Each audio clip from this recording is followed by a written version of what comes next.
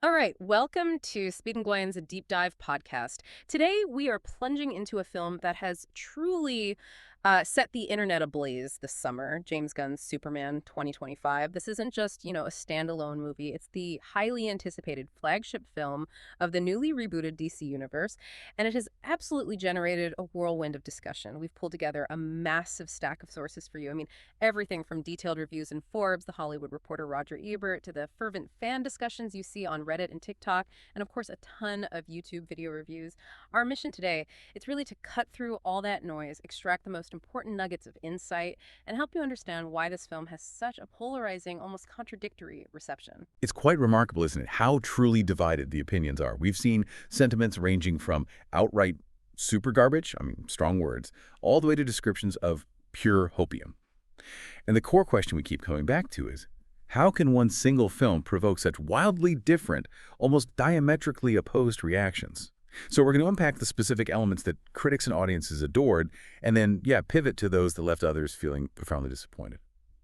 Okay, so let's unpack this then.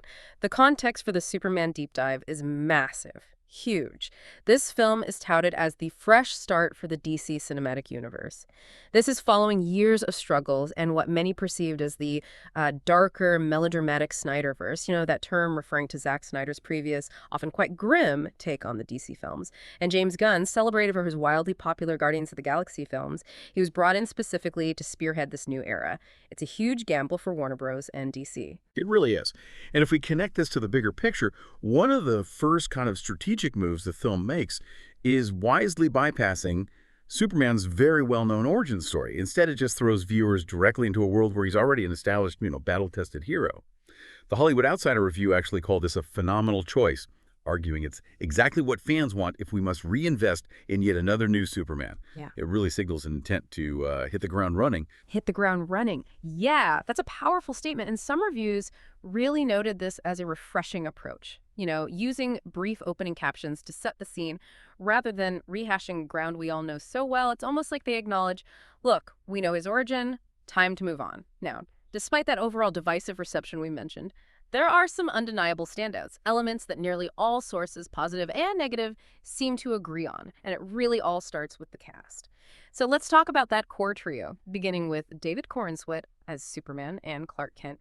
I mean, the praise for him is virtually universal. We see terms like fantastic, outstanding, charming appearing again and again. Reviewers highlighted his Boy Scout charm, his earnest transparency, and that genuine warmth. One Reddit user summed it up perfectly, I thought, saying he fundamentally gets Superman right. Apparently, he embodies every aspect of Superman perfectly, and Roger Ebert's reviewer noted that he evokes Christopher Reeve without mimicry. With one critic even saying, I wasn't watching some guy playing Superman, I was simply watching Superman. That's incredible praise, isn't it? It really is. Yeah. Especially after so many attempts to, perfectly cast Superman over the years. What seems to stand out about Corenswet's portrayal specifically is how he manages to be both physically imposing and deeply empathetic. It's not just charisma. It's like a fundamental understanding of what makes the character work today in 2025. He delivers a Superman who embodies hope without being sort of naive, which is a really difficult balance to strike. Yeah, absolutely. And then we have Rachel Brosnahan as Lois Lane, described as pitch perfect, an absolute force, and many sources are actually contending she's the best on-screen Lois we've ever had since Margot Kidder. Her sharp, confident, and unrelenting portrayal truly reclaims the character's essence, She's not just a damsel in distress, she's presented as this formidable investigative journalist. Absolutely. And Brosnahan brings a real intellectual gravitas to Lois. It makes her feel like a genuinely indispensable partner to Superman, not just, his love interest. It's a portrayal that really resonates with longtime comic fans who know Lois is a force in her own right. Right. And the chemistry between Corenswet and Brosnahan, that's another point where sources really converge. Many point to the electricity that blasts off whenever they share a scene. It sounds amazing. Their banter sparkles, apparently, and their emotional connection rings true, forming the highlight of the film for so many viewers. It truly elevates the film. Yeah. I mean, when you have that kind of natural connection between your leads, it anchors the emotional core, right? It makes you invest in their journey together. Okay, then there's Nicholas Hoult as Lex Luthor.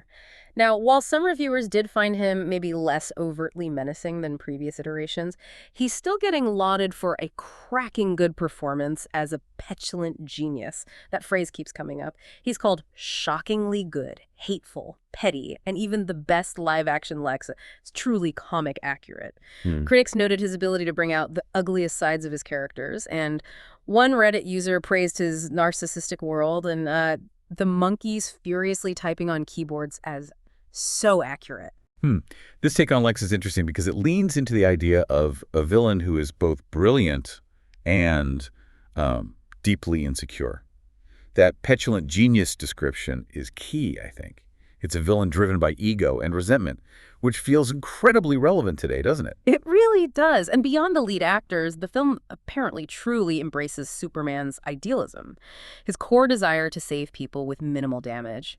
The scene where he saves a squirrel in the middle of a kaiju fight, those massive monster battles, that's highlighted across reviews as a moment that absolutely nailed the character's unique compassion.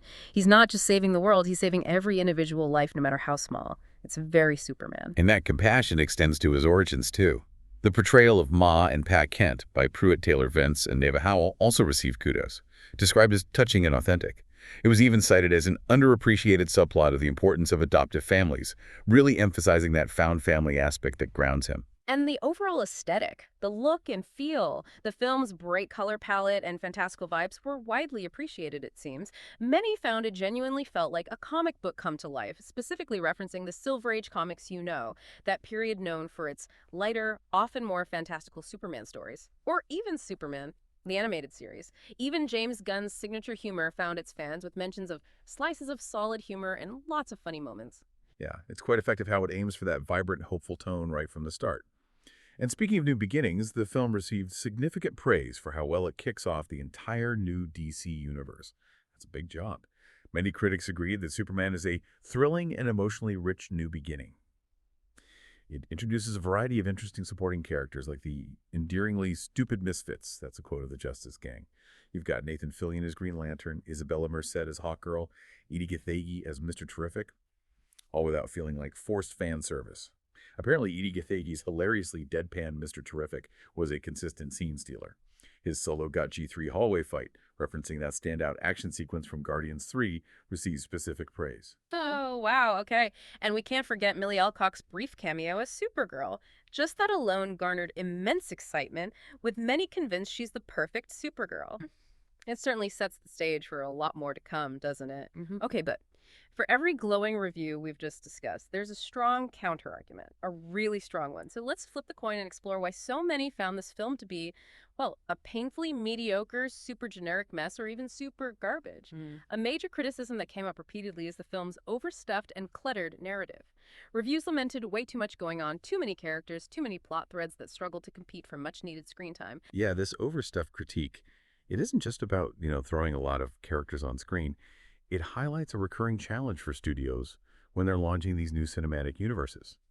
The pressure to introduce future plot threads and supporting characters, like the Justice Gang you mentioned, often comes at the expense of letting the current film's core narrative and its emotional beats, letting them breathe and fully develop. It leads to what some call the breakneck pace that leaves little room for character development, making scenes feel rushed. Some even felt it was like starting a TV show and having missed the first batch of episodes. It's that tension, isn't it? Between building a sprawling universe and crafting a satisfying standalone story. That's a really insightful way to put it, that tension. And that ties directly into criticisms of the script itself. Some called it god-awful with terrible lines. Pretty harsh. Critics argued it lacked emotional depth and, above all, a substantial clarity in his storytelling. Apparently, events often transpired without clear consequence, feeling forced and unrealistic, driven by and then rather than therefore. Could you maybe elaborate on what that and then versus therefore distinction means in a practical sense for the film? Sure. Yeah, when critics say and then rather than therefore, they're pointing to a lack of logical consequence or organic progression in the plot. So instead of one event naturally leading to the next because of character choices or established stakes, things just happen. You move from one plot point to the next without a strong cause and effect chain holding it together. For instance, that main plot involving two fictional countries, which, some dismissed as very uninteresting. It felt like it moved forward just because the script required it to, not because of compelling internal logic or, character motivation, and that can leave the audience feeling kind of emotionally detached because the stakes don't feel earned. Okay, that makes a lot of sense. Very clear. Another significant sticking point was tonal imbalance. This came up a lot. Many felt the film had an insufferable tonal imbalance, unable to settle between that upbeat optimism and a surprisingly grim and cynical undertone. And James Gunn's signature humor, while loved by some, was seen by others as wildly out of place, bad comedy, even cringeworthy, often detracting from more serious moments. What do you think contributed to that tonal whiplash for some Well, viewers? it's a delicate tightrope act, isn't it? Yeah. Especially with a character like Superman. Gunn is known for his irreverent, often dark humor from his other work, like Guardians or The Suicide Squad. And while it worked beautifully there, some critics felt that injecting that same style of humor into Superman, a character traditionally seen as so earnest and sincere, Mm. well, it created a jarring contrast for them. When a potentially serious moment is immediately undercut by a joke, it can prevent the audience from fully investing emotionally. And that leads to that feeling of tonal inconsistency. Right. And then the visuals. Despite the huge budget, some found the films overall look surprisingly cheap, bland, even plasticky. The aggressive and overused CGI, particularly in certain action sequences, was described as distracting or even like a cartoon in a bad way. Huh.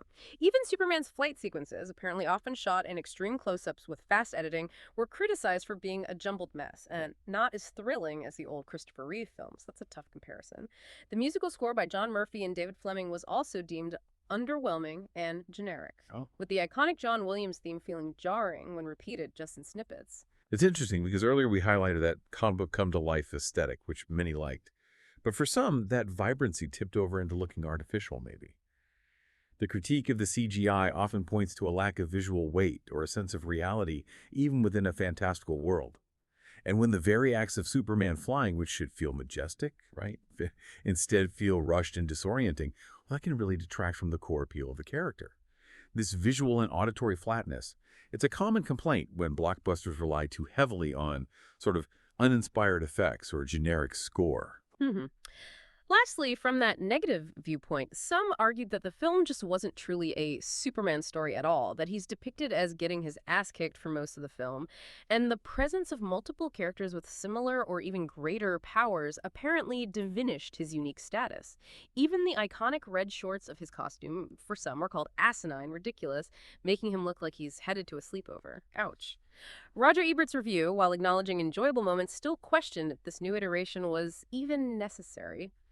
That last point is particularly biting, isn't it? It is. That diminished role critique touches on a fundamental question. If Superman isn't the most powerful, or if he's constantly struggling, does he still feel like Superman? And that necessity question, especially after so many reboots and attempts, it really speaks to potential audience fatigue. It asks, does this film offer something fundamentally new or compelling enough to warrant yet another origin or soft reboot beyond just resetting a cinematic universe? It really challenges the very premise of the project for some viewers. So given all of this conflicting feedback, the soaring praise and the crashing criticisms, how do we, as viewers, make sense of it all? The aggregate scores, like those on Rotten Tomatoes, they provide one perspective, but personal experiences and interpretations clearly vary so widely. Yeah, and here's where the narrative gets truly intriguing, I think. On Rotten Tomatoes, Superman 2025 has achieved an impressive critical score, often hovering between 82% and 91% certified fresh. And even more striking, the audience score reached as high as 96%. That's huge. Some sources called it the highest-rated Superman film ever, surpassing previous live-action iterations. For many, this data signals that DC is so back and represents pure hopium.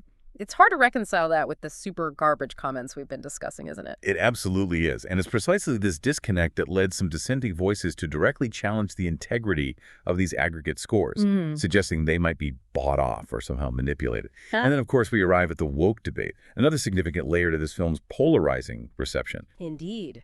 It's fascinating how quickly these labels can get applied in modern media discourse. While some critics labeled the film as divisive and woke, other sources actively clarified that, in their view, the film simply holds true to Superman's iconic values: truth, justice, the American way, and Ongo. They point out that the film integrates political subtext regarding things like immigration, power, and the misinformation of the media, with clear allegorical references to real-world conflicts. However, most seem to agree it's not preachy. For example, Lex Luthor's use of monkeys typing hate tweets and social media manipulation that was even seen by some as a realistic and accurate commentary on current events, reflecting a modern villain, which suggests that what some label woke, others see as Superman simply continuing his long-standing tradition of reflecting societal issues, just as he did way back in his earliest Golden Age comics, fighting for the common man against social injustices. So it's maybe less about a new agenda and more about the character holding up a mirror to contemporary society, as he always has. So what does this all mean for Superman 2025? Where do we land? It's clear that James Gunn's reboot is a film that sparks incredibly strong, often opposing reactions. That much is undeniable. While it seems to have largely resonated with audiences and many critics who praised its earnest heart, core cast, and comic book spirit, a significant number of professional reviewers found it fundamentally flawed in its storytelling, pacing, and that tricky tonal execution. Yeah, this deep dive really reveals that the film's success or failure in winning you over as a viewer may well depend on your expectations going in, your personal connection to the character's legacy, your tolerance for certain stylistic choices like Gunn's humor. It all plays a part. It's a film that, for many, made them stupid happy, another quote I saw, and reconnected them with their inner child, while for others it was a crushing disappointment that just missed the mark entirely. Ultimately, Superman 2025 asks us to consider, in an era saturated with superhero content and really polarized opinions, how do we, as individual viewers, navigate such a wide spectrum of feedback, from super garbage to pure hopium, to form our own truly informed opinions about what makes a film truly super or simply, not for us? Something to think about.